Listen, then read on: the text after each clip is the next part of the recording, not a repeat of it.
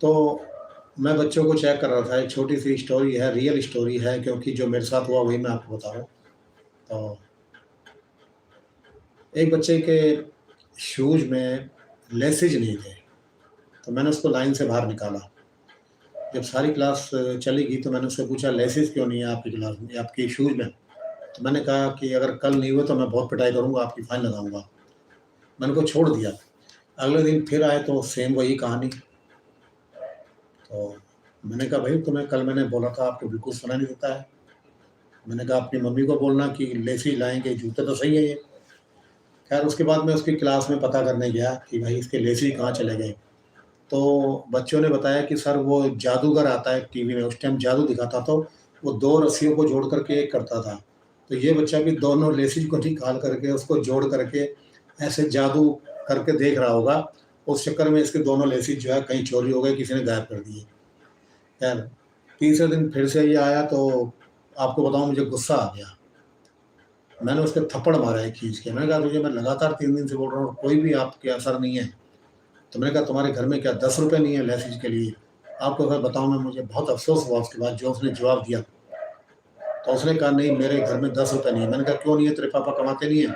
तो उस बच्चे ने जो बोला मैं सुन कर के दंग रह गया। उसने कहा कि मेरे पापा कमाते तो हैं, लेकिन वो सारे पैसे की दारू पी जाते हैं और मम्मी को ₹1 भी नहीं देते हैं। आपको बताऊँ कि मैं ऊपर से नीचे तक हिल गया और मुझे बहुत बुरा लगा। और मुझे इतना बुरा लगा कि आपको यकीन नहीं करेंगे, मेरे स्कूल में सबको पता है। मैंने अपने लेसी निकाल कर के उसके जूते में लगा दिए। मैंने कहा ले बेटा कोई बात नहीं, तू जा।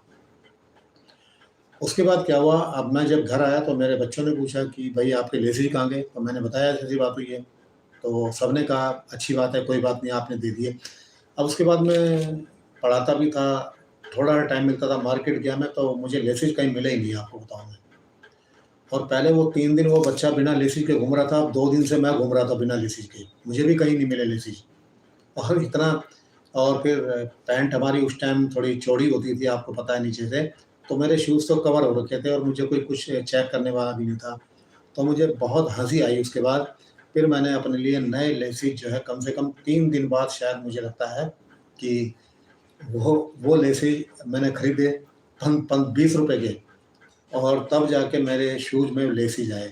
तो कहने का मतलब ये है, हमारे जीवन में कई बार हम बच्चों की पिटाई कर देते हैं, लेकिन असलियत में कई बार बच्चे बेकसूर होते हैं।